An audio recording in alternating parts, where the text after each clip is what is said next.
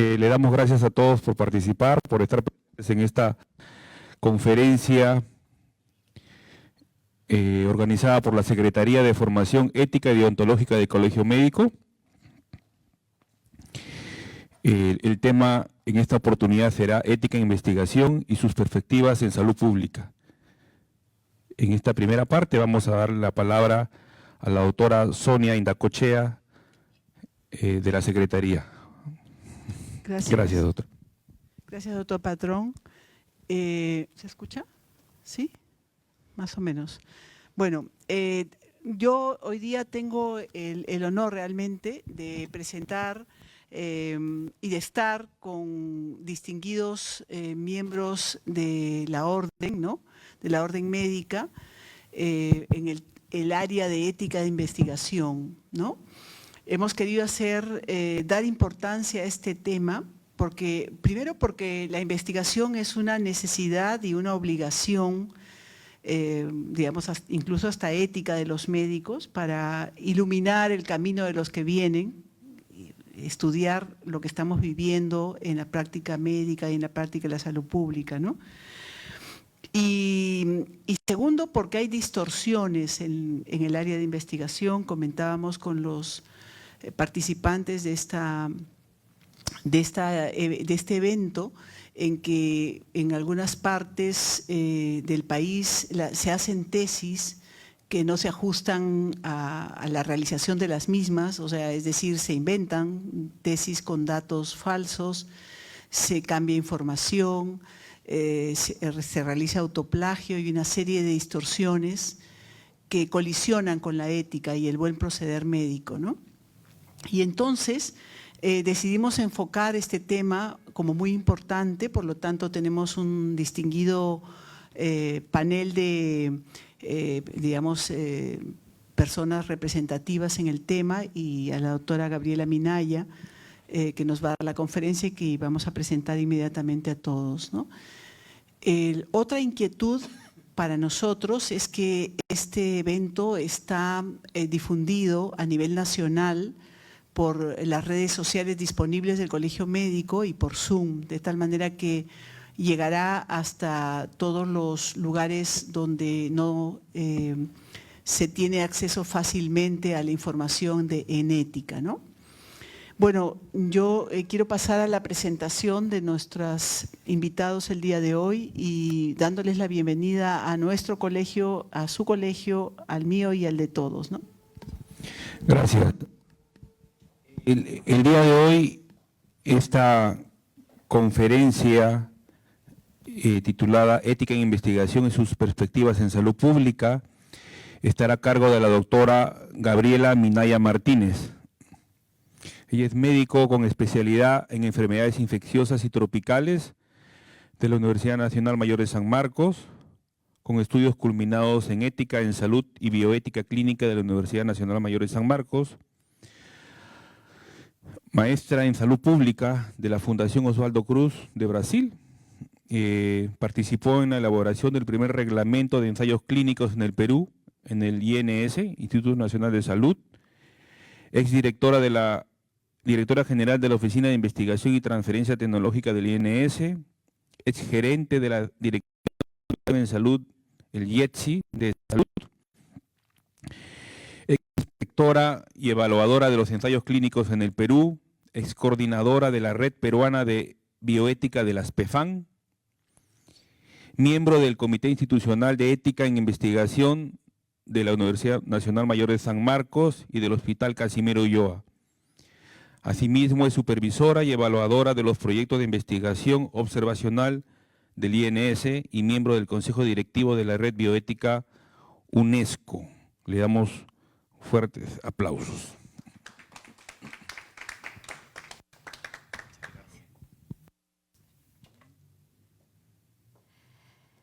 Muy buenas noches a cada uno de ustedes. Quiero agradecer la invitación, en especial a la doctora Sonia Indacochea, por la organización y el trabajo que viene detrás de todo este evento. También agradecer a los distinguidos panelistas que nos van a acompañar el día de hoy y a todo el público presente en esta sala y también a través de la virtualidad. El tema que vamos a desarrollar el día de hoy es un tema, podemos decir, relativamente nuevo. Es ética e investigación y sus perspectivas en la salud pública. Este tema, si bien es cierto, relativamente nuevo, porque la asociación de ambos no es tan sencilla. Hemos desarrollado a lo largo de los últimos años a la ética e investigación, por un lado, es un área, y hemos desarrollado, por otro lado, a la salud pública.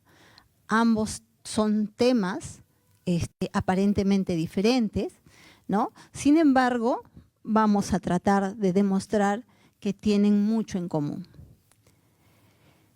Entonces, la ética e investigación, haciéndolo de manera simple, y análisis a la resolución de los dilemas éticos originados en la investigación.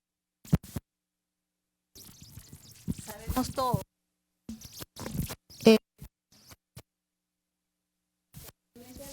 Tiene un enfoque hacia la aplicación de prácticas de los derechos humanos para el bienestar colectivo. Entonces, al inicio podemos decir, bueno, el enfoque de la ética e investigación tiene un enfoque individualista, de autonomía. Siempre ha sido así. El enfoque ha sido ese. Y el de la salud pública, obviamente, tiene una orientación por el bienestar colectivo, la salud comunitaria. Entonces, ¿podríamos encontrar entonces en ambos temas alguna coincidencia? Creo que sí, porque como su propio nombre lo dice, la salud pública tiene un enfoque moral. El enfoque moral prácticamente se relaciona mucho con lo que ya en el año 2000 tuvo su auge, las determinantes sociales en salud. Entonces, los determinantes sociales en salud son circunstancias, y así lo define la OMS, en que las personas nacen, crecen, trabajan y viven, envejecen en un contexto socioeconómico y político determinado, ¿no? Que van a influir sobre las condiciones de la vida, afectando a las desigualdades en salud. Entonces, ampliamos nuestro conocimiento, es decir, estamos hablando de ética e investigación, estamos hablando de salud pública, estamos hablando de desigualdades y estamos hablando de algo que es muy importante, determinantes sociales en salud. Esto tiene mucho que ver. Tiene mucho que ver, ¿por qué? Porque la ética también hace una evaluación y un análisis de lo que sucede en lo cotidiano de la vida cuando uno nace, cuando uno crece, cuando uno se enfrenta a situaciones dilemáticas en el transcurrir de la vida. Y como les mencionaba, existe lo que se llama la desigualdad e inequidad en salud, que trae como consecuencia diferentes problemas. Uno de ellos, el acceso a los servicios de salud, pero no es el único. El tema, cuando hablamos de desigualdad social, no estamos hablando solamente del acceso a los servicios de salud.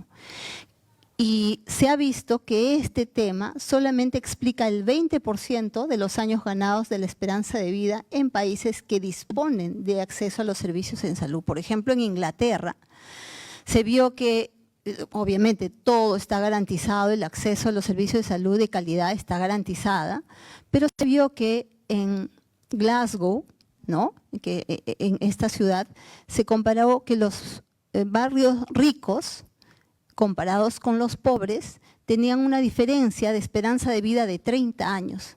¿Qué significa eso? Que no solamente el acceso a los servicios de salud garantiza de que haya por lo menos un acortamiento de la desigualdad, sino más bien hay gran desigualdad, ¿no? Entonces, ¿a qué entonces se debe el tema de la desigualdad? En salud estoy hablando, a otros factores que condicionan la vida de las personas.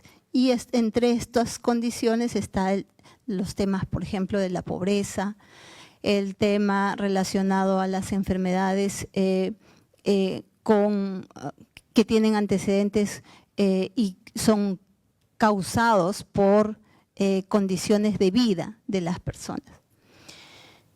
Entonces, la investigación sobre los determinantes sociales de la salud se convierte en una ciencia con un propósito moral y no solamente una ciencia descriptiva independiente de los valores. Y ahí vamos enlazando el tema de ética e investigación con salud pública que implica determinantes sociales. El tema relacionado al desarrollo y el índice de desarrollo humano, que implica tanto el acceso a educación, acceso a salud y también los ingresos por país, han demostrado, esto es una publicación del año 2024, han demostrado, por ejemplo, que la tendencia del índice de desarrollo humano era mejorar, estaba en subida, y la proyección antes del año 2019 seguía en subida. Sin embargo, la realidad nos ha demostrado que esta tendencia ha bajado obviamente por las condiciones en relación a lo ocurrido con la pandemia, ¿no? Entonces, el índice de desarrollo humano en el mundo ha disminuido y la tendencia sigue en ese sentido. Esto también abona al aumento de las desigualdades entre países con muy alto índice de desarrollo humano y bajo. Es decir, la desigualdad entre países con muy alto índice se ha distanciado mucho a partir del año 2020 de los países con bajo índice de desarrollo humano. Entonces, esta desigualdad entre países nos muestra una tendencia a partir de la pandemia, donde los países ricos se han vuelto más ricos y los países pobres se han vuelto más pobres. Entonces, tenemos una brecha de desigualdad mucho mayor. Otro problema de desigualdad es en el gasto bruto interno en investigación y desarrollo, en base al porcentaje del PBI. Esta es una información del 2018, pero con esto podemos comparar, por ejemplo, cuánto se gasta o cuánto se invierte en investigación en los países europeos comparado con nuestros países de Latinoamérica.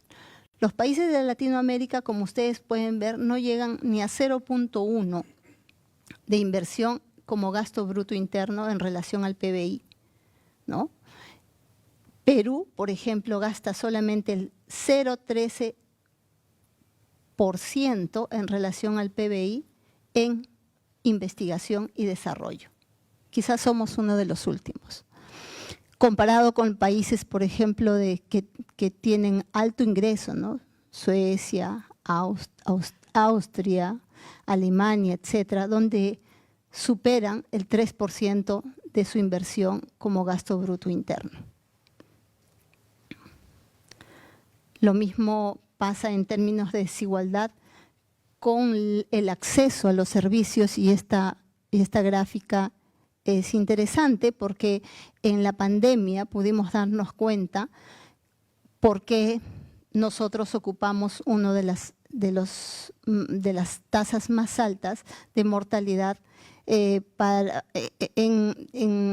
aspectos como la patología de COVID-19. Como ustedes pueden ver, por ejemplo, Alemania cuenta con más de 60 médicos por 10.000 habitantes y 8 camas hospitalarias por 1.000 habitantes, ¿no? Es un país considerado de la OCDE, de los organismos de cooperación de desarrollo económico, mientras en América Latina es de 20 médicos por 100.000 habitantes y un poco más de 2 camas hospitalarias por 1.000 habitantes. Perú está mucho más abajo. Nosotros lamentablemente hemos sufrido las consecuencias, y esta es una explicación a ello. Asimismo, durante la pandemia hemos podido ver que la desigualdad en el acceso a las vacunas ha prolongado la pandemia y el 81% de vacunas se han administrado en países de ingresos altos y medianos altos y solamente el 0,4% en países de bajos ingresos. Entonces, ahora sí podemos ver claramente cómo los países de altos ingresos han tenido más posibilidades de vacunar a su población. Y más que eso aún, todavía se sufrió las consecuencias del acaparamiento de las vacunas contra COVID-19 de la mayoría de países de altos ingresos, que tenían prácticamente 13% de su población, pero ellos acapararon y comprometieron las vacunas en 39% a nivel mundial. O sea, tenían más vacunas de lo que necesitaban, mientras otros países no llegaban ni siquiera a un porcentaje mínimo. Tanto así que la Organización Mundial de la Salud hizo un llamado, ¿no?, a los países con altos ingresos y les mencionó, si se vacunan a los grupos de riesgo más vulnerables en cada país, es decir, solamente al 20% de población más vulnerable de los países a nivel mundial, el mundo podrá disminuir el número global de defunciones para controlar la pandemia, ¿no? Asimismo, la vacunación total de individuos en pocos países puede determinar un aumento de mutaciones en otros, generando nuevas cepas, y eso lamentablemente pasó. Entonces, ¿qué hay que investigar? ¿Cómo investigamos en salud pública? ¿Qué enfoque tenemos para investigar en salud pública? Entonces, existe un impacto de los determinantes sociales en la ética de investigación y eso lo debemos de tener claro. Hay una relación entre la ética de investigación y los determinantes sociales y cómo esta a su vez se introduce dentro del análisis de estudios científicos de la salud pública. Y a veces solamente nosotros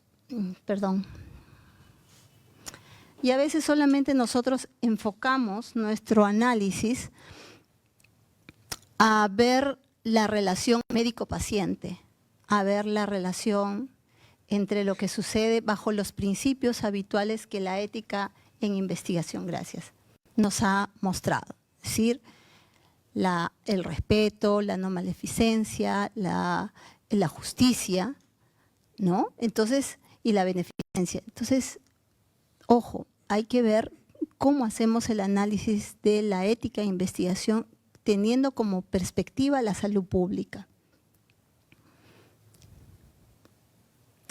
Y para eso nosotros tenemos que empezar a pensar que este análisis científico de la causa de las causas de las enfermedades tiene como finalidad contar con la mejor evidencia de las injusticias sociales relacionadas con la prevalencia de determinadas enfermedades.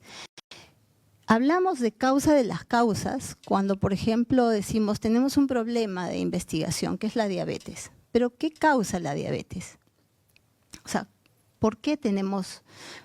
Hay varios enfoques. Podemos decir, bueno, hay que solucionar, entonces hay que disminuir la tasa de prevalencia de la diabetes. En esa lógica hay que investigar.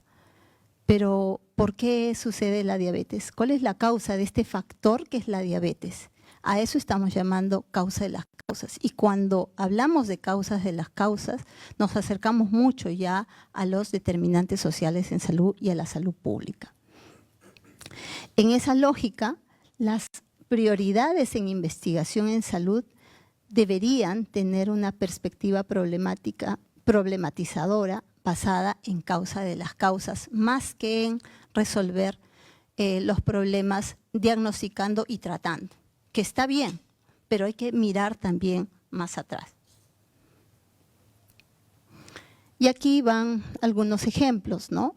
Cuando uno prioriza las investigaciones basadas en enfermedades o factores de riesgo, apuntamos a respuestas de carácter individual. Por ejemplo, la obesidad infantil. Bueno, entonces ese es un problema de investigación. Entonces, ¿qué hay que hacer? Hay que modificar conductas de riesgo. O la hipertensión arterial. causa la mayor carga de enfermedad, que es un problema de salud. Entonces hay que detectar y controlar la hipertensión arterial. Hemos tenido un enfoque de resolver e investigar de esa manera.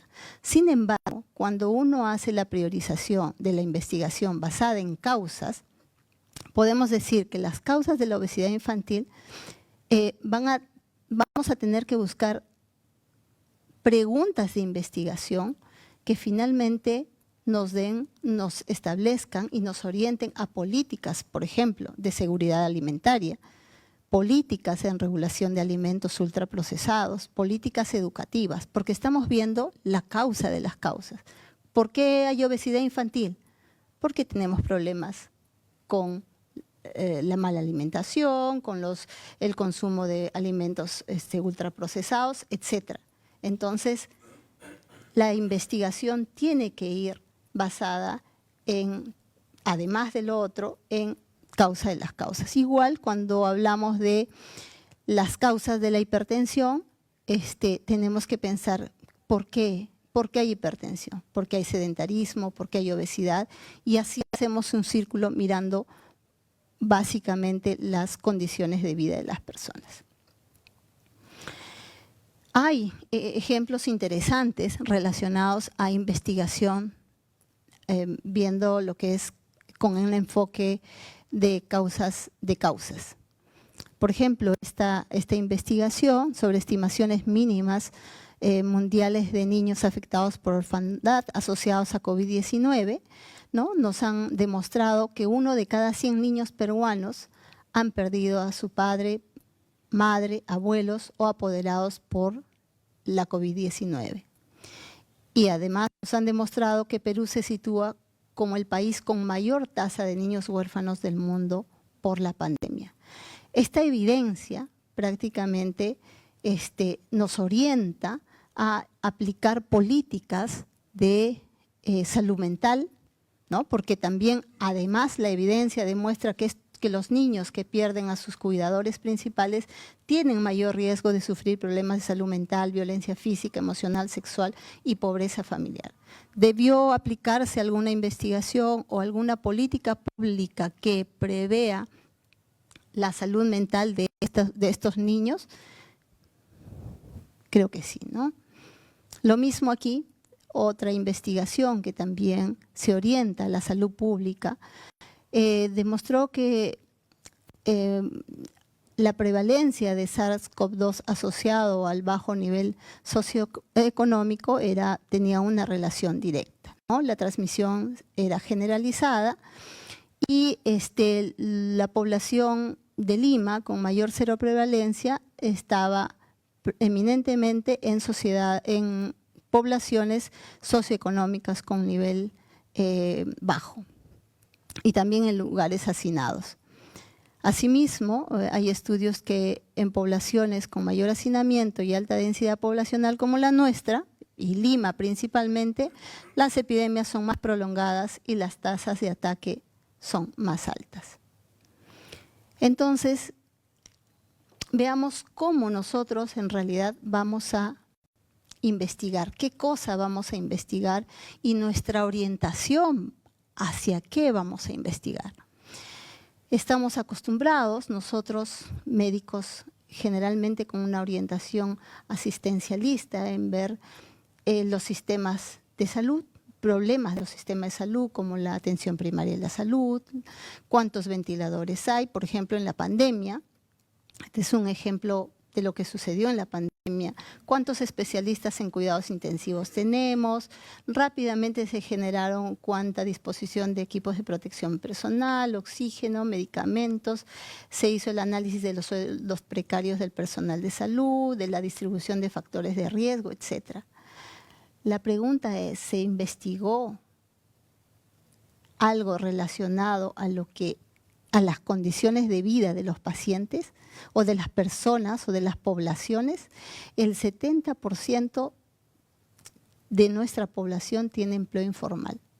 Tenemos un centralismo, la alta densidad poblacional también permitió que la pandemia fuese mucho más dura con nosotros, las viviendas estrechas, el hacinamiento, el sistema de transporte abarrotado, necesidad de trabajo, migración masiva, pobreza extrema, etc. ¿No? Dicho sea de paso,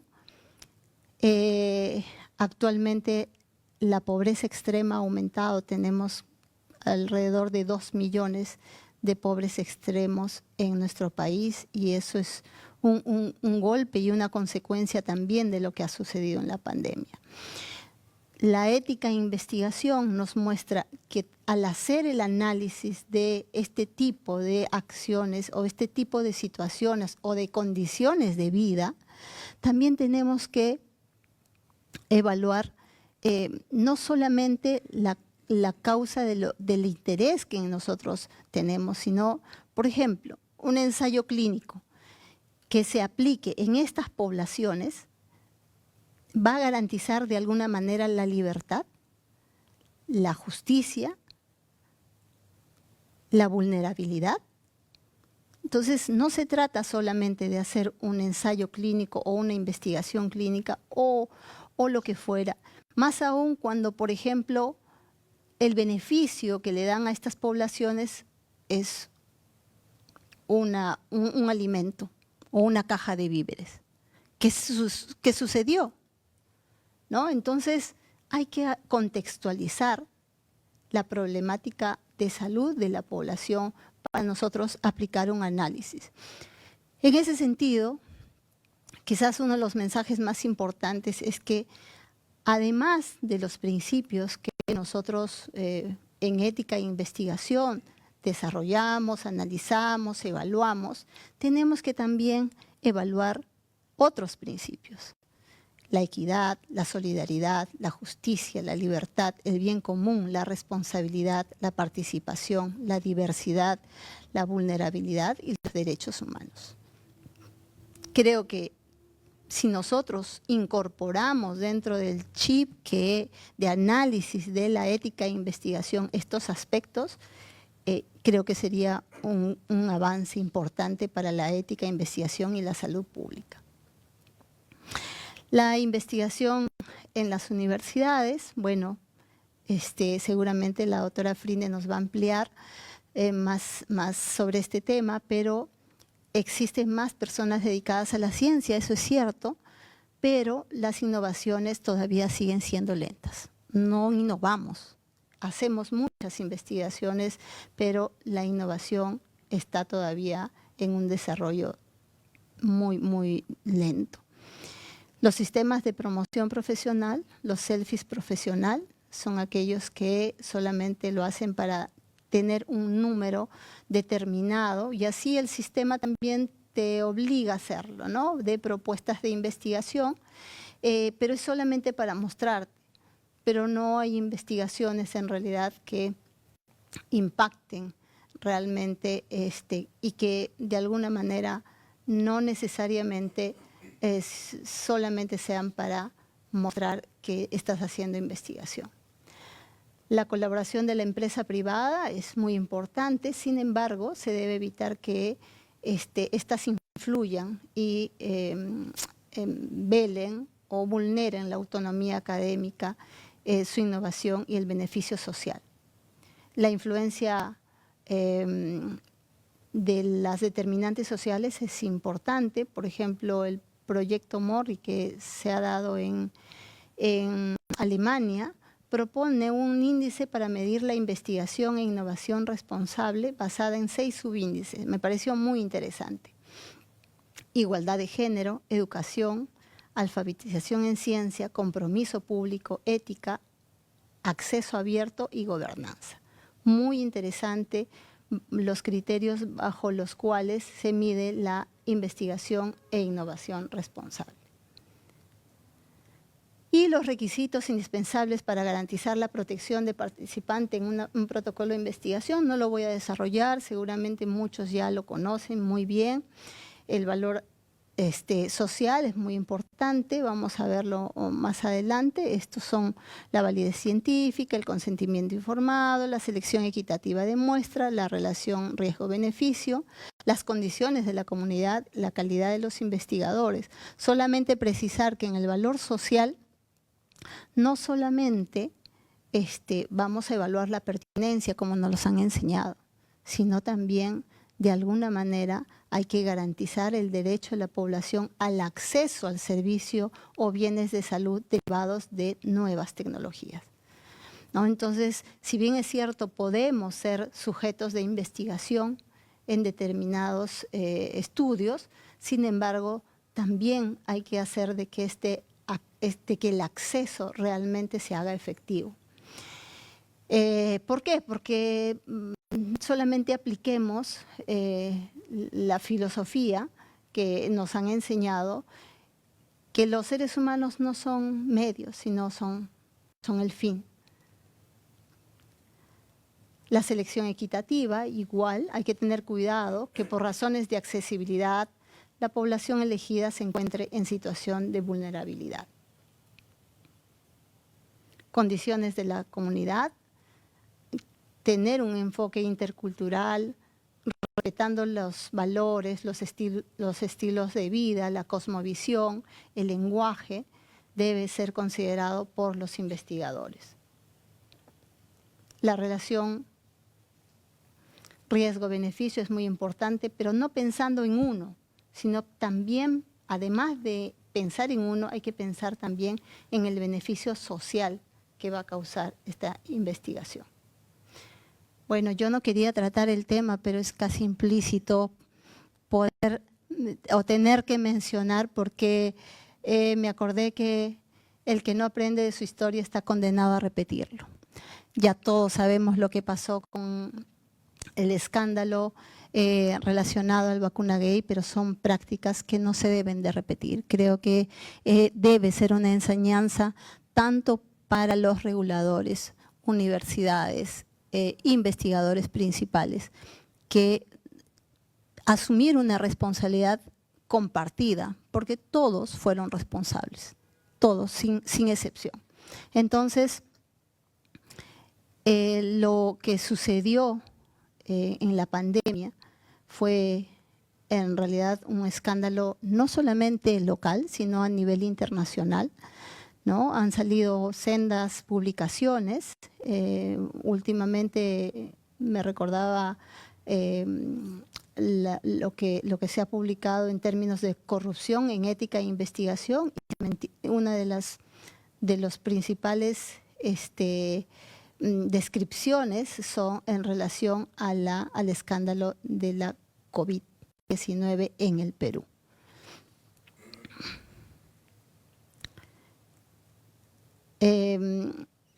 Lamentablemente también mencionar que, si bien es cierto, la entidad reguladora hizo lo suyo, pero quizás también fue uno de los errores de intentar evaluar en poco tiempo las investigaciones, que lamentablemente no dejan de tener la metodología que deben de tener. O sea, una investigación clínica, observacional, se desarrolla bajo una metodología, y la evaluación de la metodología, el análisis de la investigación no puede acortarse, no se puede. Entonces, hay que seguirlo. Eso no significa que en una pandemia, en una situación de emergencia, vamos a establecer algunas estrategias para acortar el tiempo de evaluación. Sí, es posible, muchos lo han hecho. Sin embargo, no podemos dejar de mirar la parte metodológica, las faltas éticas, y lamentablemente el tiempo quizás y la presión también fueron nuestros enemigos en ese momento.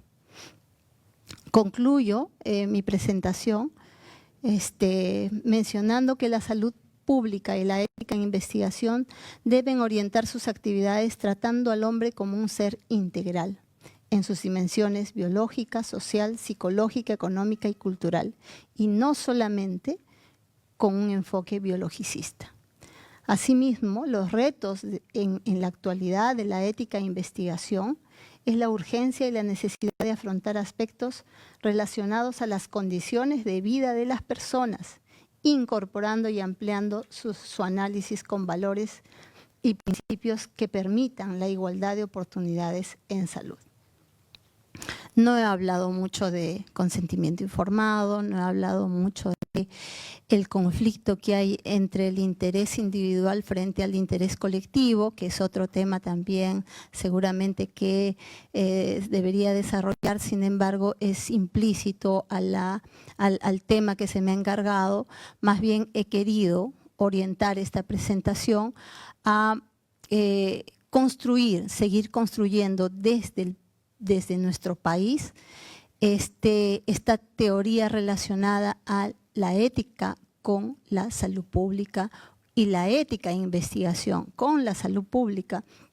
Es un constructo que debemos de ir pensando no solamente los que nos dedicamos a la docencia en ética, sino a los que aplicamos el análisis en el proceso de evaluación ética de los protocolos en investigación. Muchísimas gracias.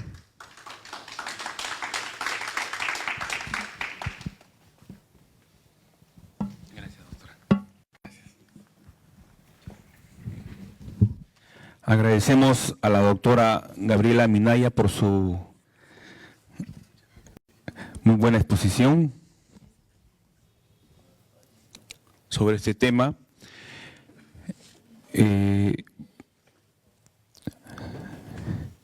También damos la bienvenida a nuestro decano nacional, el doctor Pedro Riega, en la mesa de honor. Y vamos a continuar con nuestra conferencia. En esta segunda parte vamos a invitar a nuestros panelistas. En primer lugar va a estar la doctora Frines Amalvides Cuba. Ella es jefa del Departamento de Enfermedades Infecciosas y Tropicales y Dermatológicas del Hospital Nacional Cayetano Heredia, miembro del Comité de Expertos en Atención Integral del Adulto Infectado por HIV-Sida del Ministerio de Salud, profesora principal de la Universidad Peruana Cayetano Heredia, con formación y experiencia en bioética clínica en investigación. Hacerles recordar que cada uno de los panelistas tendrá 15 minutos. Son 3 panelistas y posteriormente vamos a continuar con las preguntas. Invitamos a la doctora Frines Amalvides y le damos un fuerte aplauso. Muy buenas noches y muchísimas gracias a Sonia, a Pedro por la invitación y por estar realmente dando el ejemplo de lo que significa diseminar la ética, no solamente la ética deontológica, sino la ética en investigación, y hacer como una formación transversal a lo largo de nuestras vidas y más aún del gremio médico. Y realmente felicitar también a Gabriela por la simpleza con la que ha tratado el tema. Y la verdad es que yo concuerdo totalmente con todos sus conceptos y quiero solamente hablar algunas cosas que me parece que son importantes para complementar un poco el tema. Yo básicamente soy médico asistencial y voy a dar esa mirada dentro de la salud pública, que es el tema que se trata hoy. Y yo diría que básicamente la salud pública, en resumen, representa los esfuerzos de una sociedad porque mejoren las condiciones de salud y por la prevención de las enfermedades, pero son esfuerzos de la sociedad. Lo otro que quería comentar también es que Gaby lo ha dicho, que todo lo que significa la ética en la investigación clínica básicamente es modelos de autonomía, respeto, de principios, que todo lo que significa en la ética en investigación de salud pública es reemplazado por una cuestión mucho más magna, mucho más importante, que es básicamente lo que uno habla de valores más sociales o públicos, como la solidaridad, la reciprocidad, la rectoría. Entonces, esto no colisiona con lo que significa la ética en investigación clínica, sino más bien la complementa, pero básicamente tiene otros valores morales, virtudes morales un poco que diferencian. Lo otro que yo quería comentar es que nosotros tenemos que buscar una mentalidad ética en todos los aspectos de la vida. No puede haber un comportamiento ético aislado. O sea, y esto, el esfuerzo de todas las instituciones, tiene que ser trabajar porque todas las instituciones y la comunidad tengan un marco ético, porque es la única manera que vamos a lograr algunas cosas que nos vamos a proponer. Es en ese sentido también que yo quería comentar. Iba revisando yo que dentro de las neglected diseases, que son las enfermedades desatendidas, las enfermedades infecciosas desatendidas, las 3 top que lideran a nivel del mundo son básicamente la tuberculosis, la malaria y el VIH-Sida. Entonces uno dice, ¿y por qué la pregunta en torno a estas enfermedades? ¿Por qué la pregunta ética? Porque generan sufrimiento. Y todo lo que genera sufrimiento se convierte en un imperativo moral, no solamente para el manejo, sino también para la priorización de las investigaciones. ¿Qué ha pasado con estas enfermedades? Al generar sufrimiento, ese imperativo moral, pero también habla de grandes niveles de vulnerabilidad, exclusión social, insuficiencia de recursos, creciente desagregación de formas convivenciales con la emergencia de sociedades en riesgo, fragilización de servicios con dimensiones de marginalidad, precariedad y pérdida de confianza y de identidad, que es lo que ahora nosotros vemos muchas veces en los hospitales. Entonces, Gabriela proponía una cosa sumamente importante, que son la toma de lo que significa los determinantes sociales de la enfermedad, y yo le voy a poner un paralelo exactamente igual, que es una salud, que es el One Health ahora, ¿no? Pero una salud que encierra básicamente exactamente lo mismo. ¿Y de qué cosa estamos hablando? Porque no se puede hablar de salud. Ella mostraba pues una precariedad de viviendas, 2 millones de personas que ahora pertenecen a la capa de pobres extremos, o sea, no, eso es una cosa pues inaceptable. Entonces, ese mecanismo de determinantes sociales reconoce una interdependencia de la salud de los seres humanos, los animales domésticos, salvajes, plantas, ecosistemas ambientales, pero ¿qué cosa nos llama? A un abordaje integral. O sea, la investigación no puede ser clínica, no puede ser solamente en salud pública, sino una investigación que aborde la multidisciplinariedad de cientistas sociales. Por ejemplo, nosotros decíamos, ¿por qué no se pone la mascarilla? ¿Por qué no se lavan las manos? ¿Por qué no usan el alcohol gel? Pero si no hacemos investigaciones cualitativas, ¿cómo podemos saber el por qué? Entonces, investigaciones en el comportamiento, investigaciones integrales, porque hacemos, claro, y ella mencionaba el selfie profesional, me va a ser sumamente importante, ¿no? Ahora que no publica, muere.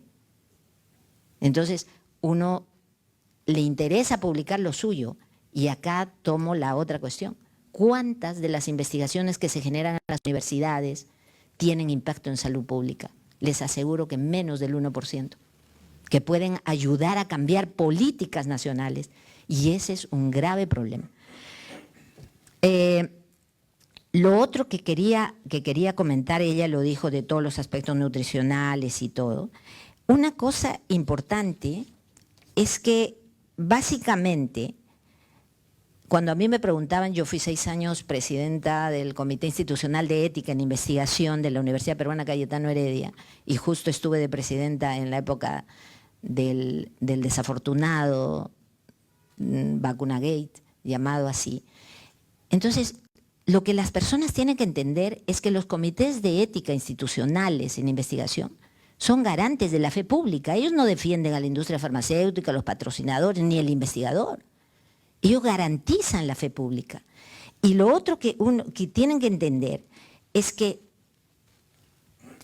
el comité tiene que garantizar que las personas que participan en una investigación sea del mínimo, porque muchas veces dicen, no, esa no tiene riesgo. No, todas las investigaciones tienen riesgo.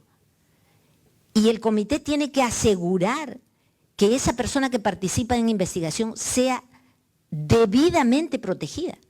El cómo lo hacemos no importa, pero que tiene que ser debidamente protegida y eso lo tenemos que entender. Entonces no hay investigaciones sin riesgo. La otra que nos hemos dado cuenta con lo de la vacuna y todo, las investigaciones en salud son realmente valoradas por la población. Y aún diciéndoles que solamente van a aportar al conocimiento científico, son valoradas y entran. En lo que sucedió en la vacuna de Sinopharm, a los minutos ya estaba lleno los 4.000 que entraban a la vacuna con la cepa Beijing, los 4.000 con la cepa Wuhan y los 4.000 placebo estaban llenos. O sea, ¿eso qué significa? Es una valoración de las investigaciones en salud por parte de la población.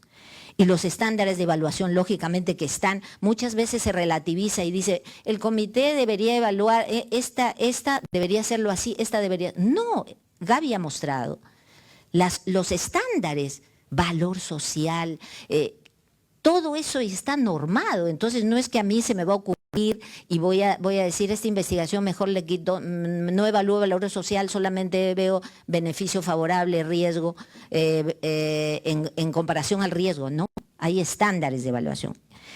Que la evaluación, los comités de ética evalúan el protocolo en su mérito. Las enmiendas, las cartas de aprobación, todo lo evalúan en su mérito.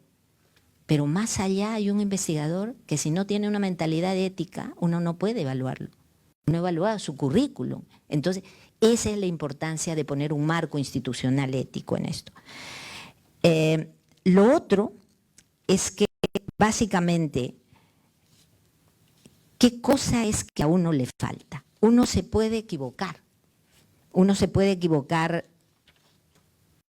en investigación, sí. Se puede equivocar de haber hecho alguna cosa. Pero una de las cosas más importantes que debemos aprender es que debemos utilizar el beneficio de la confesión. Eso en lo que significa, por ejemplo, la parte asistencial. Disminuye los litigios, todo. Eso nos faltó. El pedir perdón al más alto nivel de los errores que uno comete. Y pedir perdón a la sociedad de lo que se hizo. Entonces, si no hay ese beneficio de la confesión, vamos a correr el riesgo de cometer los mismos errores. Y yo creo que con eso habría terminado mi intervención. Muchísimas gracias. Gracias, doctora. Muy importante la intervención de la doctora Frines Amalvides. No podemos darnos cuenta de la importancia de los valores éticos en cada una de nuestras actividades. Esas actividades que no solamente tienen que ser individuales, sino también sociales, ¿no? Que tienen que ver con la salud pública. Vamos a continuar con el doctor Sergio Alberto Espejo La Rosa.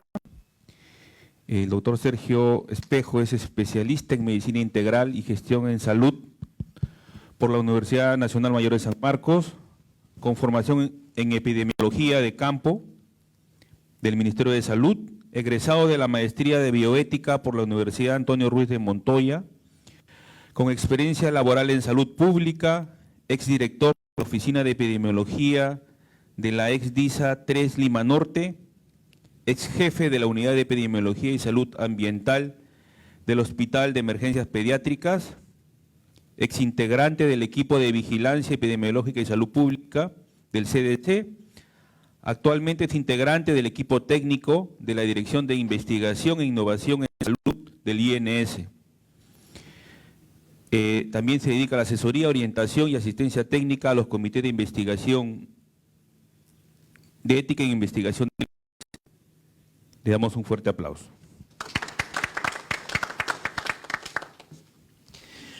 Bien, buenas noches con todos los participantes a distancia a través del Zoom y a los presentes que están dando su esfuerzo por quedarse a esta hora, lo cual valoro muchísimo porque el tema realmente lo amerita y creo que existe ya el compromiso acá con nuestro decano, pero a quien lo conozco de las calles, de las movilizaciones en algunos otros momentos, que es parte también de las determinantes, ¿no?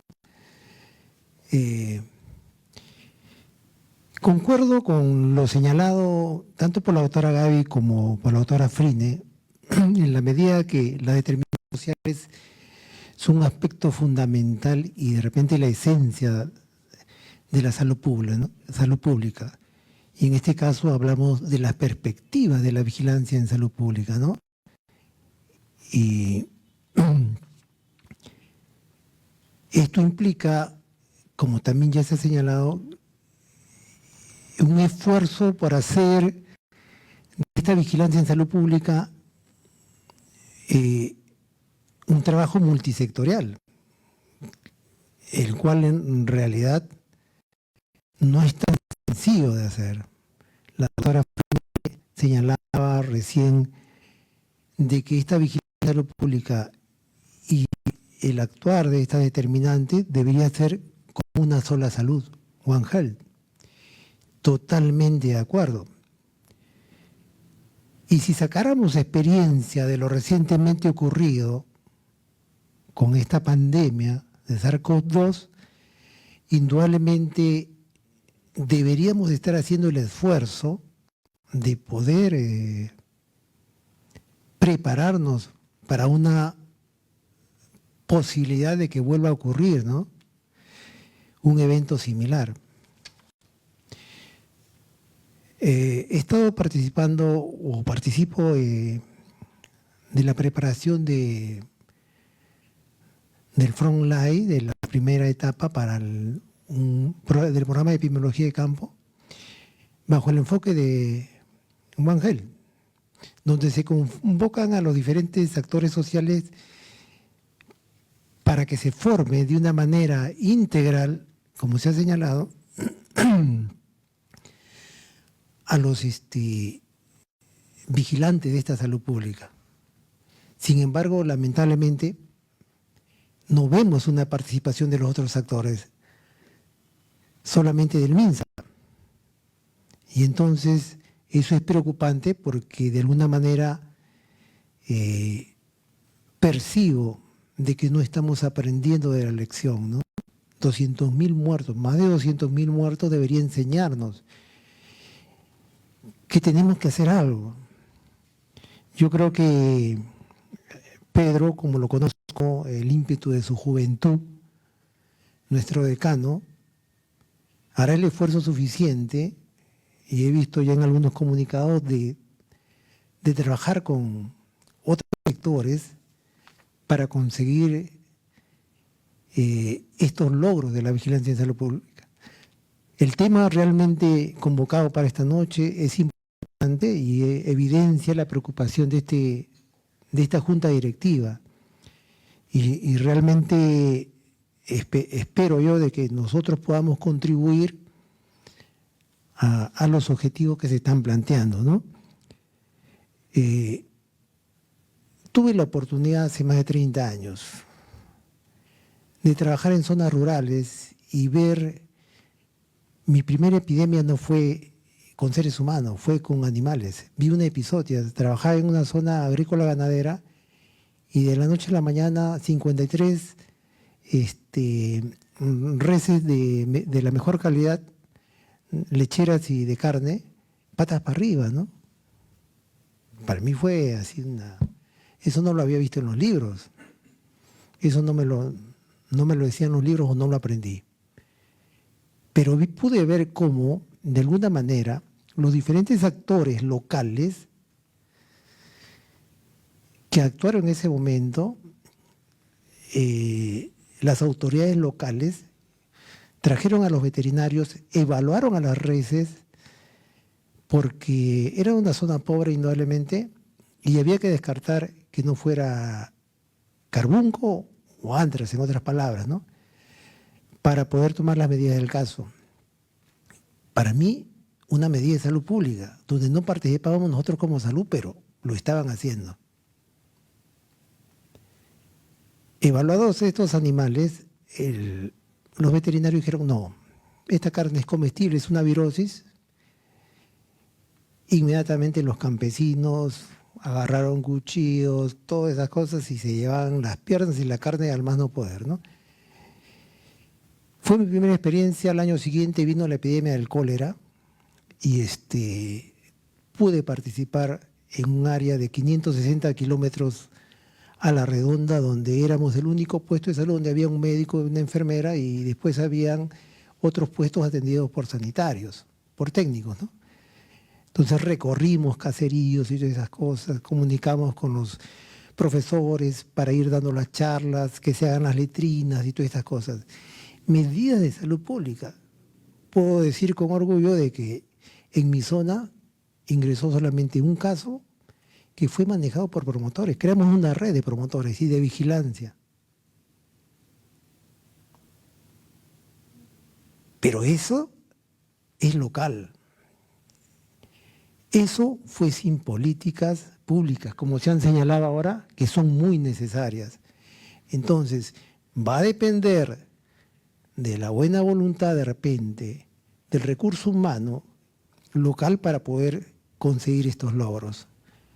Lo ideal es tener políticas, tener propuestas de políticas que recoja toda esta experiencia local. Este libro de la OMS de pautas éticas para la vigilancia en salud pública toca este tema, ¿no? Y para ellos mismos, para la OMS en el mundo, es muy difícil conseguir definiciones que puedan lograr un consenso como países y menos a nivel local, por la variedad de situaciones y contextos que se viven, ¿no? Entonces, la ética en la investigación y la vigilancia en salud pública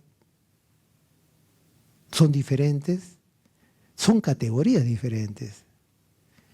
Mientras la ética de investigación tiene algo ya así sedimentado, con acuerdos internacionales, ¿no? Que permiten que la investigación se pueda fluir con las limitaciones indudablemente que puedan ocurrir en algunos países, sobre todo en los países en desarrollo.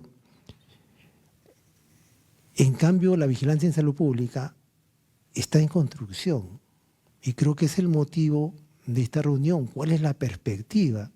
¿Se puede hacer algo o no se puede hacer? Reitero, me uno a lo señalado por las doctoras, tenemos que trabajar determinantes en la vigilancia en salud pública. Debemos hacer esfuerzos de un trabajo multisectorial. Y indudablemente debe haber investigación en este sentido. Investigación con participación incluso de la comunidad, donde ellos puedan, la sociedad civil pueda ejercer su derecho a ciudadanía y de opinar lo que más le conviene localmente, ¿no? Entonces, los brotes epidémicos y la emergencia sanitaria son un punto de encuentro muy interesante que se dan de la vigilancia en salud pública y la investigación ética y científica, ¿no? Porque lo hemos visto, las vacunas nos han ayudado. E indudablemente todavía hay que esperar durante unos años, como ocurre normalmente con los estudios de vacunas pediátricas, ya metodológicamente demostrados, que deberíamos esperar 5 a 10 años que ver la evolución y las repercusiones de estas vacunas a través de los eventos adversos.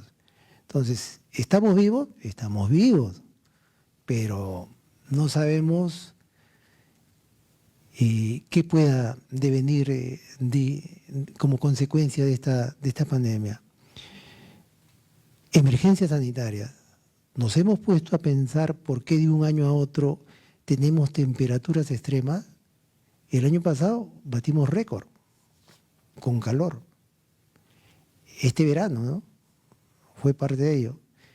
Y tenemos un invierno frío tampoco, o sea que también está batiendo récord. Lima llegaba hasta 7 grados. ¿Por qué los ciclos se han acortado? Y ahí la investigación y la vigilancia en salud pública debe intervenir para poder encontrar respuestas y políticas que puedan servir moralmente.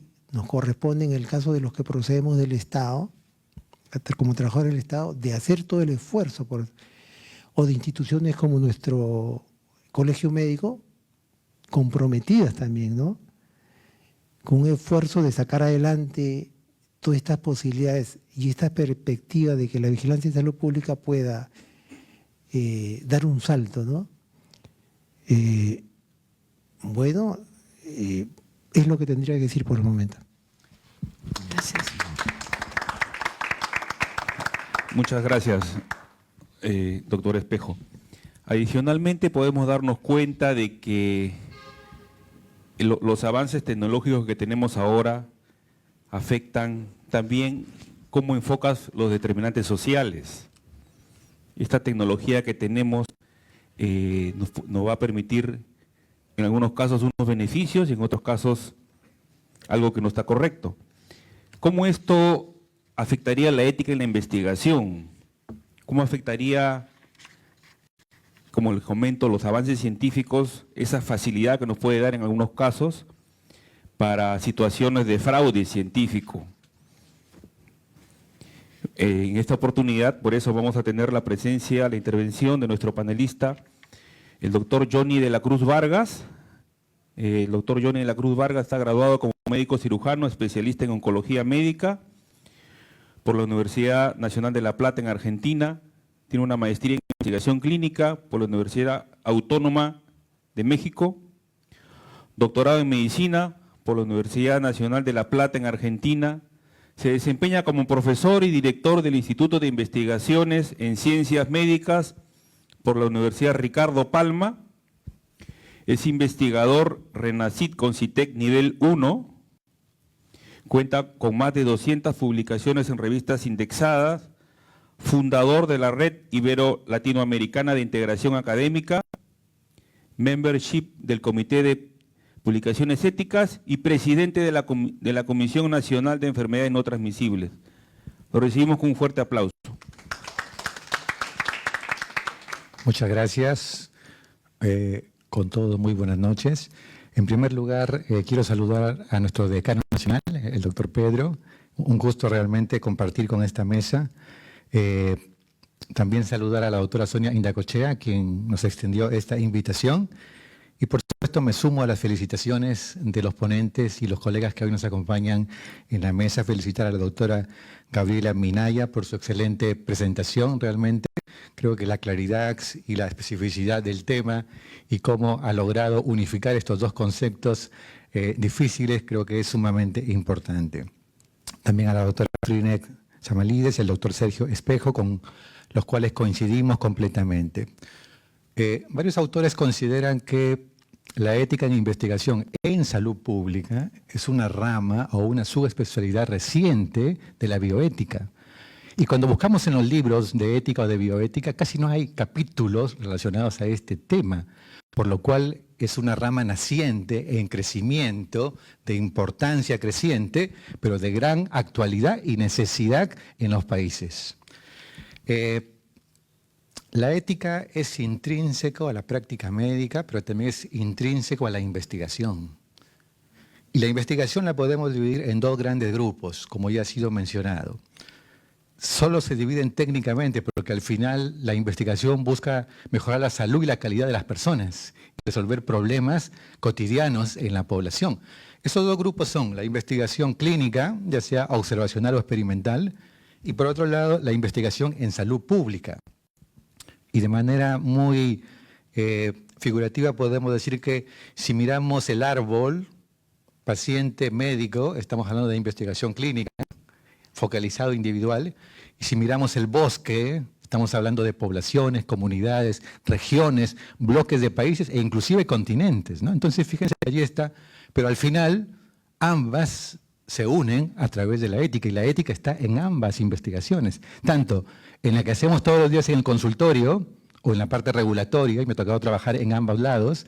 He participado en ensayos clínicos fase 2, fase 3, esto a nivel internacional multicéntricos, y también como médico asistencial. Pero también nos ha tocado trabajar en la parte regulatoria y en la parte de toma de decisiones. Y allí justamente entra la parte de salud pública. Y me sumo también al concepto muy importante de causa de las causas. Creo que esto es una cosa para llevarnos a la casa hoy, ¿no? Esto es un mensaje para llevarnos a la casa. Causas de las causas, ¿no? No solamente nos quedamos con lo superficial, con lo que, sino que tenemos que ir a buscar las verdaderas causas de las enfermedades o de los problemas de la salud.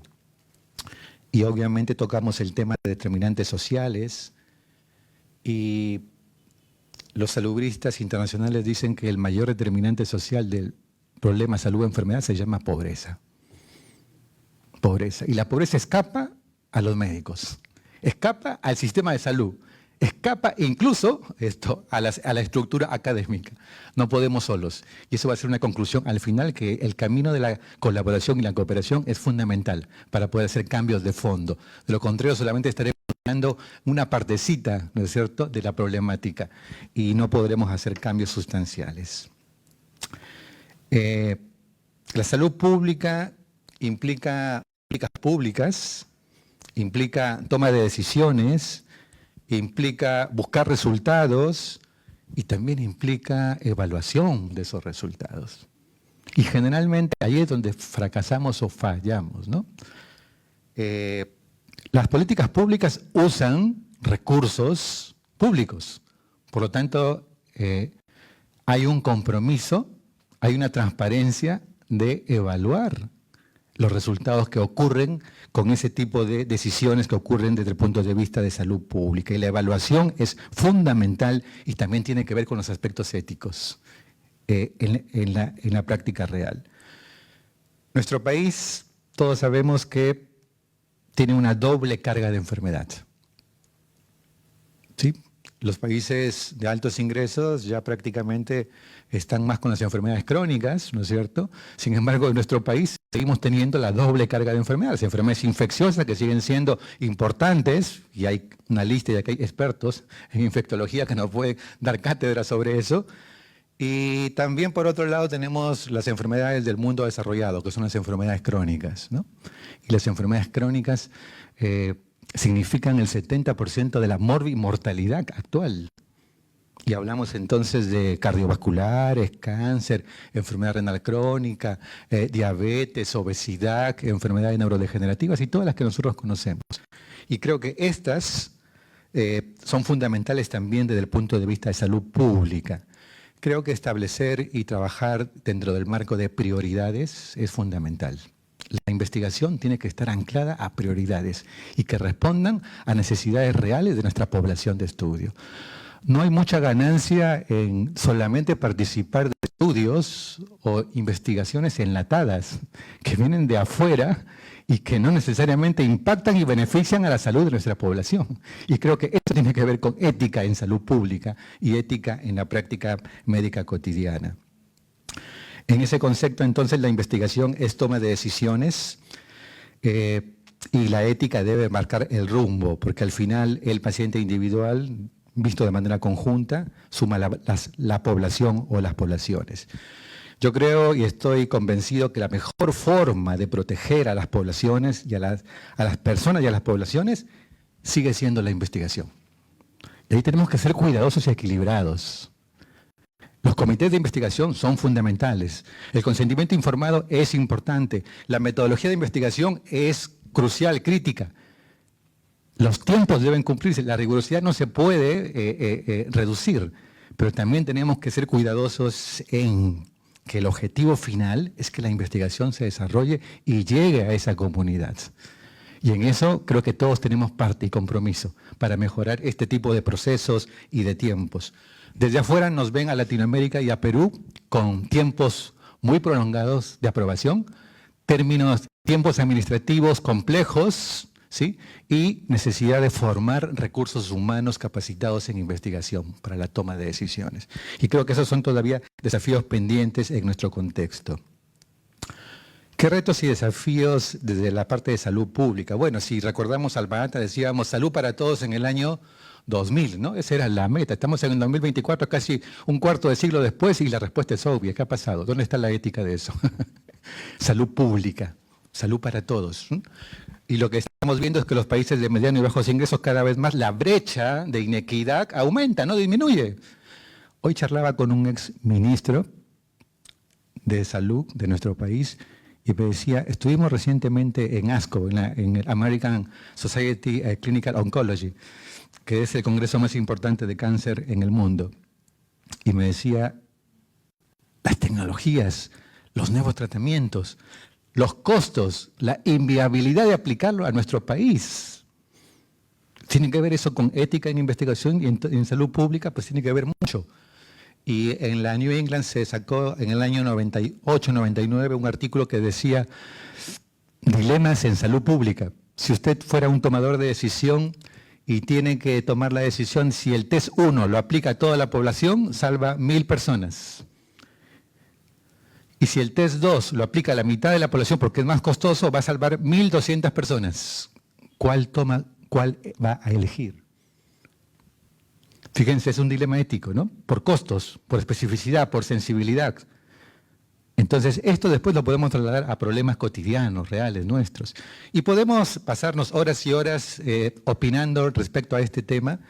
Sin embargo, creo que debe ser un razonamiento ético, lógico y fundamentado. Quiero ir finalizando mi intervención para no ser largo. Y hay retos y desafíos desde la salud pública a nivel global. Por supuesto, coincidimos con One Health, pero, por ejemplo, hemos trabajado en México y en Argentina con este concepto de salud universal, y en nuestro país también, un tema pendiente, salud universal, cobertura universal, ¿no? Nos preguntamos, pruebas de tamizaje o de screening, ¿qué pasa con la prueba de tamizaje para cáncer de cuello de útero, cáncer de mama? ¿Qué pasa con la prueba de tamizaje para prediabetes? O sea, podemos hablar de pruebas de tamizaje y hablar sobre decisiones en salud pública, porque son decisiones realmente que afectan a la población de manera global, general, ¿no?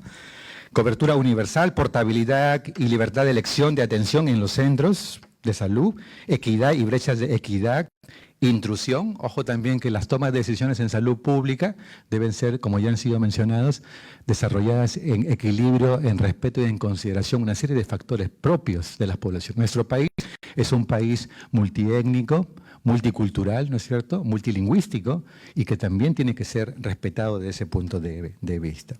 Y por supuesto la disrupción tecnológica, que es lo que estamos viviendo cada vez más, e incluso lo que significa, por ejemplo, la inteligencia artificial y su uso en la investigación, en la redacción, en la producción científica y en la toma de decisiones, que creo que es un tema para que podemos abordar posteriormente.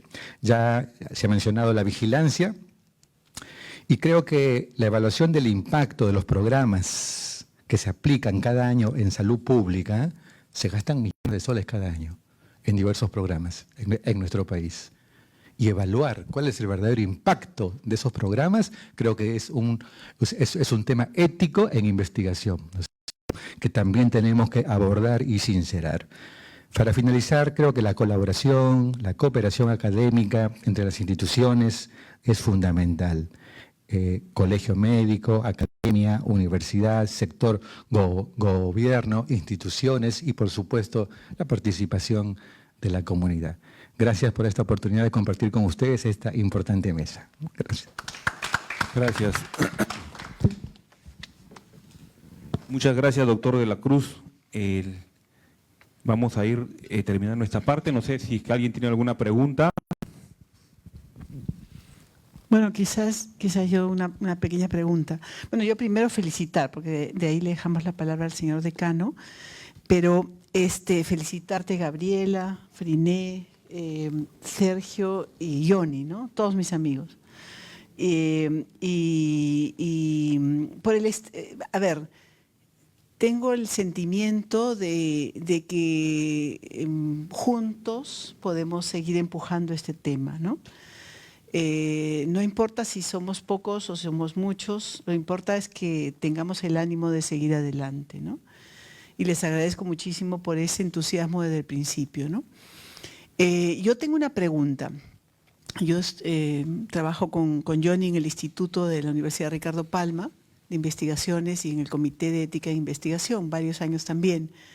Pero básicamente nos encargamos de las tesis de pregrado, ¿no?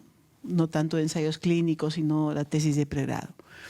Pero allí hay un sesgo, que es que los chicos que salen escogen un tema accesible, fácil, rápido, porque están con la prisa de todos sus tiempos. Y hay un sesgo hacia la parte clínica, ¿no? Y algunas veces hacia la parte de trabajo en postas, en atención primaria y tal. Entonces, ese sesgo lo tenemos y bueno, está bien que se investigue, antes no se investigaba tanto como ahora, pero ¿cómo incentivamos la investigación en salud pública? Esa es la pregunta, Gabriela.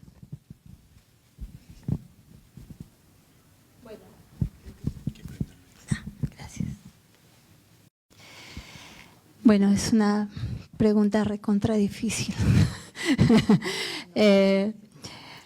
pero considero que bueno, mucho tiempo trabajó desde a través del Instituto Nacional de Salud,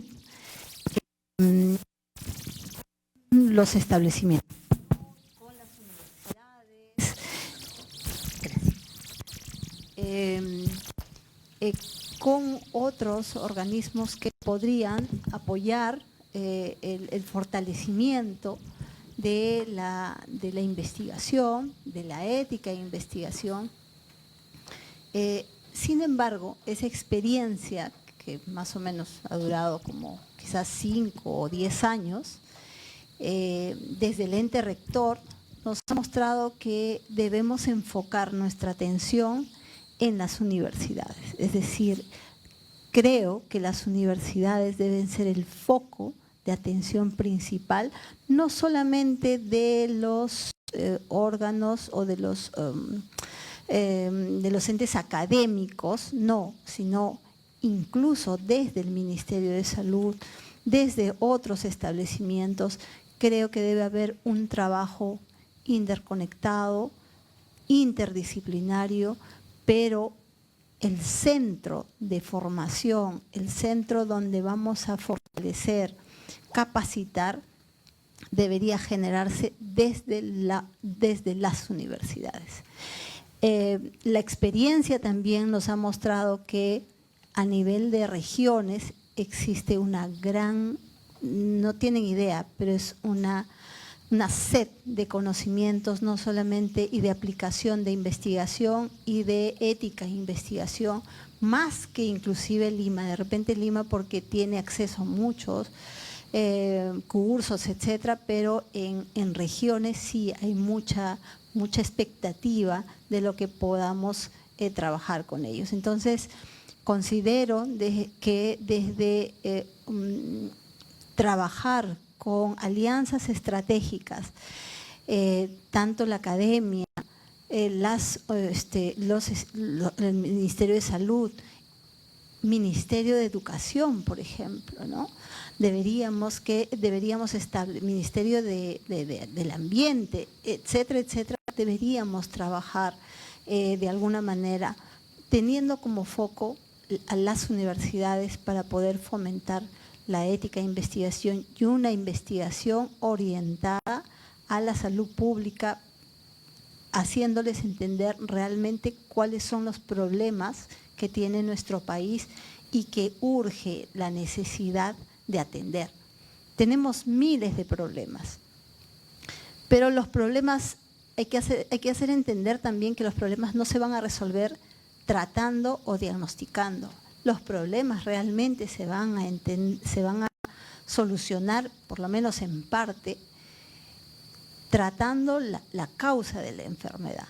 ¿Qué cosa está sucediendo? Trabajando por ahí, creo que podríamos sembrar por lo menos la semillita a nivel de las entidades formadoras, académicas, y por ende después seguramente en los establecimientos de salud y otros ministerios, para que podamos nosotros tener una luz de esperanza y que podamos solucionar desde más atrás el problema de la salud pública en nuestro país. Gracias. Gracias. ¿Alguna otra intervención o comentario? Ay, doctora. Sí, yo quería comentar una cuestión.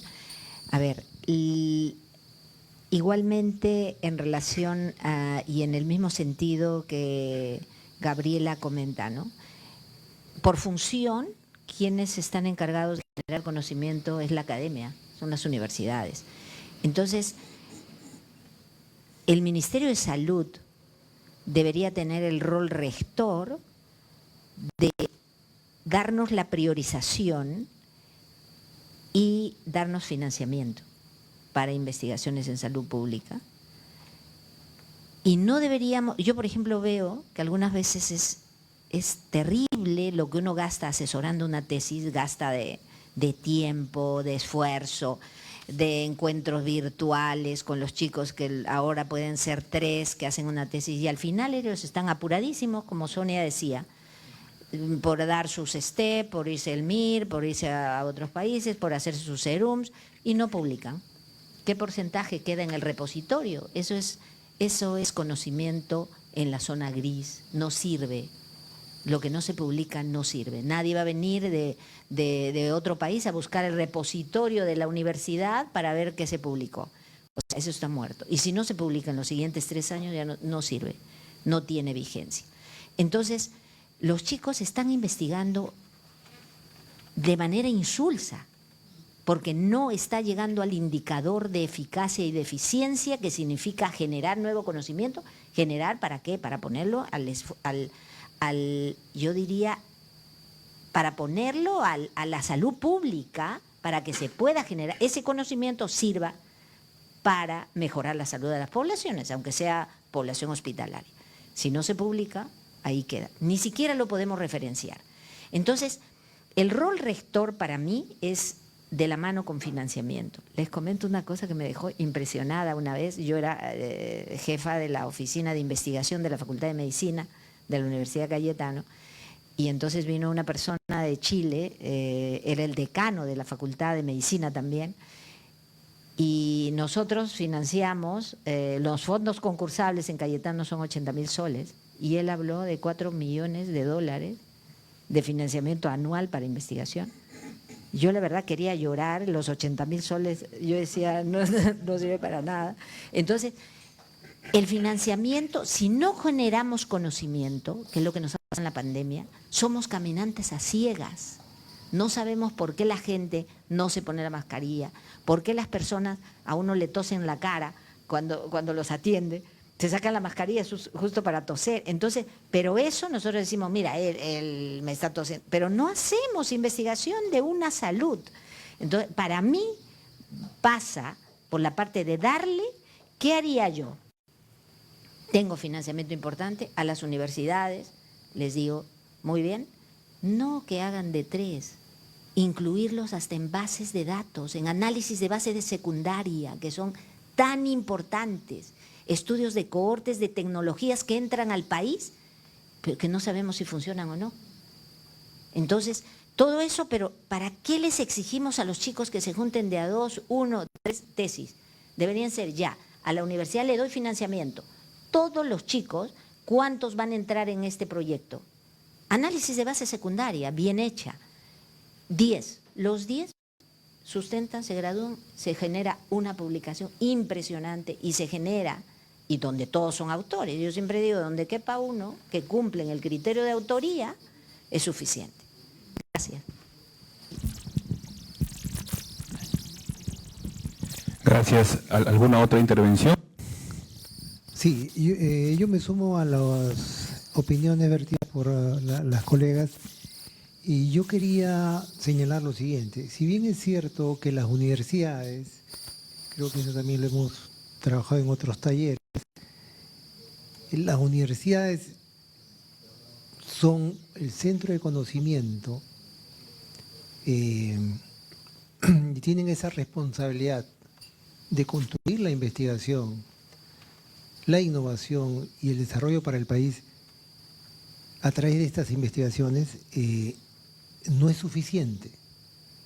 Los chicos están investigando porque la SUNEDU prácticamente los conminó a través de la ley universitaria a que tienen que graduarse con investigaciones. Y hasta entonces, la mayor parte de universidades que tenían facultades de medicina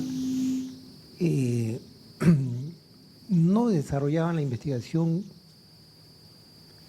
digámoslo en términos gruesos, de una manera seria. Pocas universidades habían generado sus semilleros, de repente las privadas, pero al interior del país, de las más de 30 universidades que son de las PFAN, no lo hacían así. Es más por presión de una ley universitaria, más por presión del sistema educativo universitario que lo han estado haciendo. Muchos de ellos recién han visto o han aprendido a hacer investigación en el último año de la carrera. Entonces, para mí, en mi opinión, trabajar con la universidad es fundamental, pero es a largo plazo y un trabajo de largo aliento. Pienso yo de que debemos ir más allá todavía, debemos ir a los colegios. Justo comentaba en la previa acá con el doctor la experiencia percibida en otros lugares y acá mismo en el país. El 2018 participé en la feria que hace Concitec en noviembre y pude apreciar los stands de los colegios de todas las regiones que presentaban sus estudios muy interesantes con metodología adecuada. Y ¿quién lo impulsaba? Produce. No era el Ministerio de Educación, no era el Ministerio de Salud. Produce era quien le financiaba los proyectos. Y vuelvo a tocar el tema de multisectorial, de determinantes sociales, de una sola salud. Necesitamos trabajar más, hacer un esfuerzo en ese sentido para con educación, en paralelo a lo que podemos hacer con las universidades, trabajar con los colegios. Como lo hacen los países desarrollados. Conversamos con el doctor Johnny de la Cruz, justamente él me contaba la experiencia de Japón, yo le contaba la experiencia que había en algunas lecturas había visto de Estados Unidos, ¿no? Donde justamente una chica del colegio, porque allá en Estados Unidos, desde primaria, en los libros, al final de cada capítulo existen ejercicios de investigación. Entonces los chicos están formados en investigación desde primaria, desde el primer grado. Entonces cuando llegan a terminar la secundaria, muchos ya están metidos en investigación. Y entonces, en cambio en el Perú no, pues, en el Perú no ocurre eso. Y la falta de institucionalización de la investigación en el Perú se evidencia por la existencia de sociedades de estudiantes que impulsan la investigación porque a ellos les gusta, porque de repente no encuentran o no acogen en el Estado o en el sistema educativo la investigación. Estoy hablando de la SOCIMEP y del ADIEX, ¿no? Que son dos sociedades de estudiantes que se forman de una manera autoformativa en investigación. Y los que terminan vienen y siguen apoyando a los estudiantes, ¿no? Los que se vuelven profesionales pueden estar en Brasil, vienen y dan su colaboración. Pero es algo que le corresponde al Estado. Y no solamente son universidades del Estado, muchos de estos chicos vienen de universidades privadas también. Entonces, de esa manera se hace la investigación en el país. Entonces, tenemos que hacer el esfuerzo porque la investigación se institucionalice, como bien lo señaló la autora, de repente el Estado destine recursos para las investigaciones por las universidades. El canon minero en algunas regiones ha servido a ello. Tuve la oportunidad en un momento hace algunos años de participar en la evaluación de de proyectos de investigación muy interesantes en una región que trabajan con canon minero y sí lo hacen. Pero no todas las regiones tienen esa facilidad. Entonces al Estado le corresponde tener políticas que faciliten eso, ¿no? Bueno.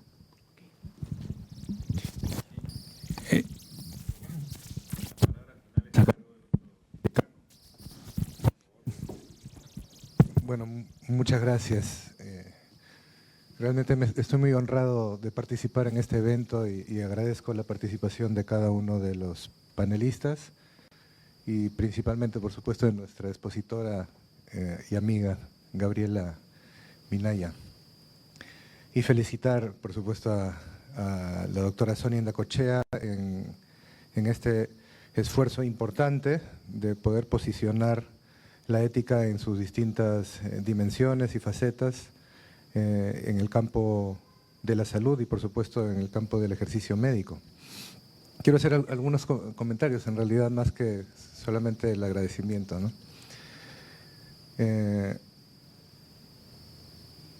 Creo que uno de los principales esfuerzos que debemos emprender es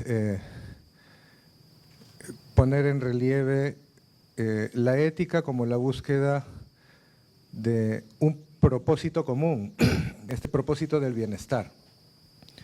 En la medida en que la investigación y las distintas acciones que podamos ejercer como médicos estén orientadas hacia ese propósito, ya estamos empezando bien, porque podemos ejercer la investigación, la actividad asistencial y la gestión y todas las actividades médicas con distintas miradas, con genuinos intereses también, por supuesto, de desarrollo, de prestigio, etcétera, pero necesariamente tienen que estar orientados y vinculados con el bienestar social, con la salud pública y, por supuesto, la salud individual, que también tiene una relación, en realidad, de esta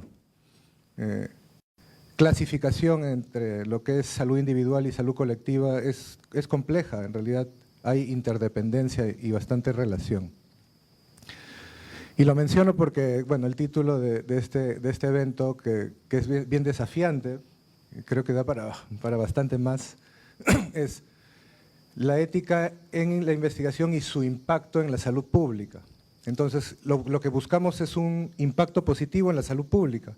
Y ese es el primer mensaje que creo que deberíamos buscar. Y lo veo, digamos, en el rol que cada uno de nosotros está ejerciendo y ahora como institución, nosotros como colegio médico. Porque más allá de la investigación en salud pública, que podríamos mencionar como una ruta o como una línea, toda investigación va a tener un impacto en la salud pública. Y eventualmente una investigación mal diseñada o una investigación mal orientada puede tener un impacto negativo en la salud pública. Y por eso creo que ese propósito es el que nos debe orientar en una primera mirada, en una primera intención.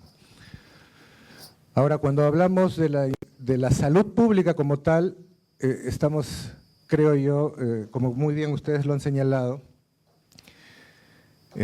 identificando de qué manera los nuevos conocimientos y la generación de nuevas tecnologías puede ayudarnos a tomar mejores decisiones y generar cambios en las políticas, en las regulaciones, en las intervenciones lideradas o moduladas por el Estado para generar más salud o para poder aproximar a nuestra población a ese ejercicio pleno del derecho a la salud que todos debemos buscar. Y en ese sentido, por supuesto que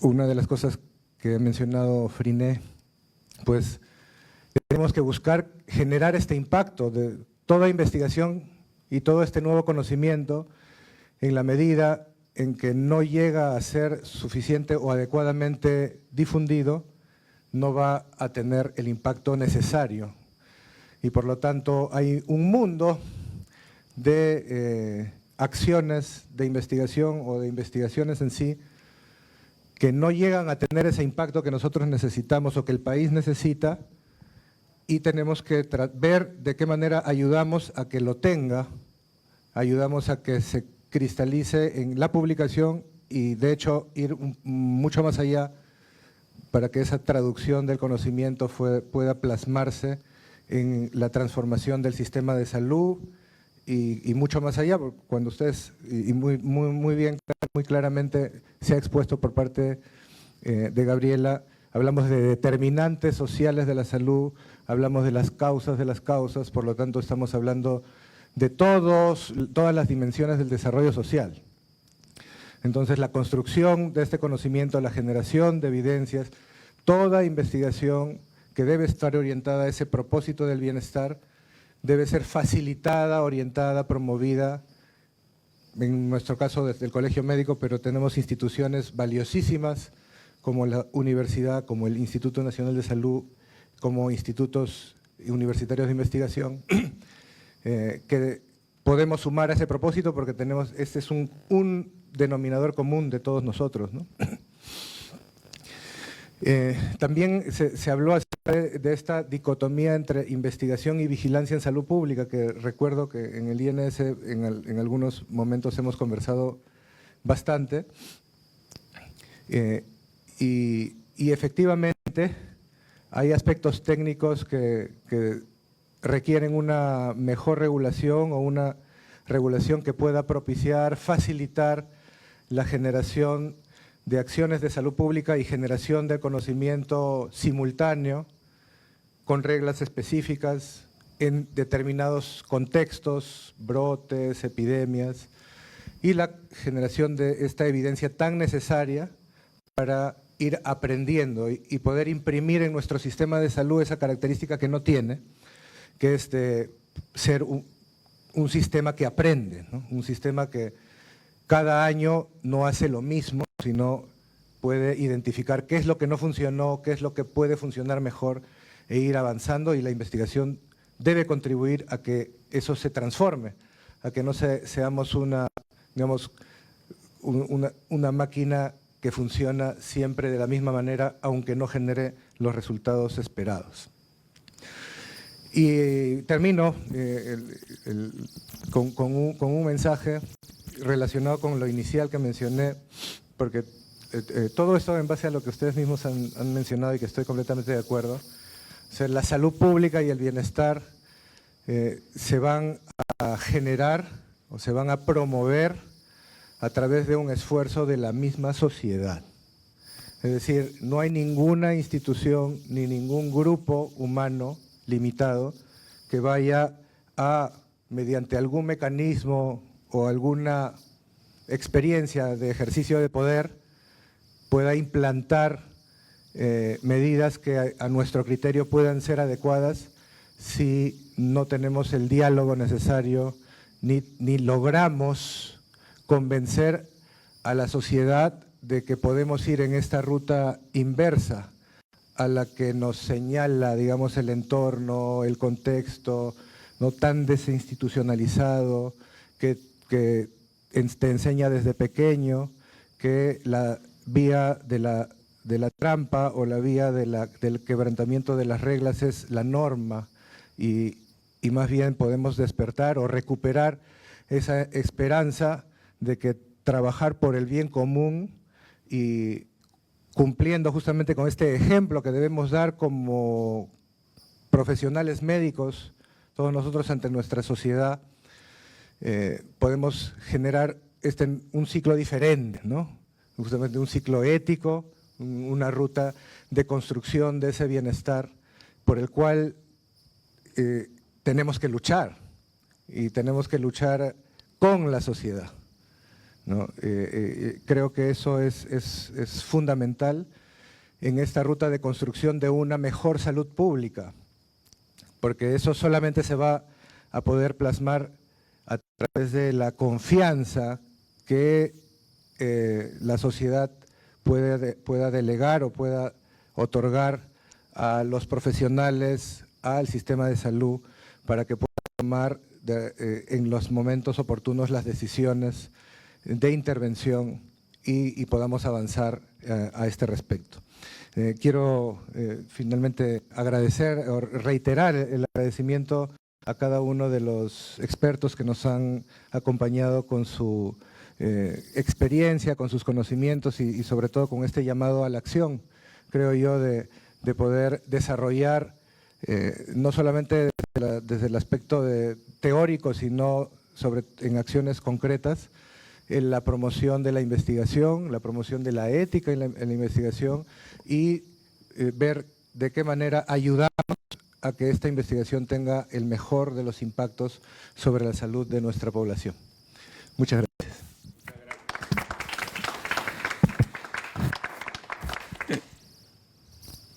Muchas gracias. A nombre de la Secretaría de Formación Ética y Deontológica del Colegio Médico, agradecemos infinitamente a nuestra expositora, la doctora Minaya, a los panelistas, a la doctora Sonia Indacochea, a nuestro decano nacional y a cada uno de ustedes que participaron en esta conferencia. Muchísimas gracias. Los invitamos a un coffee break posterior. Gracias.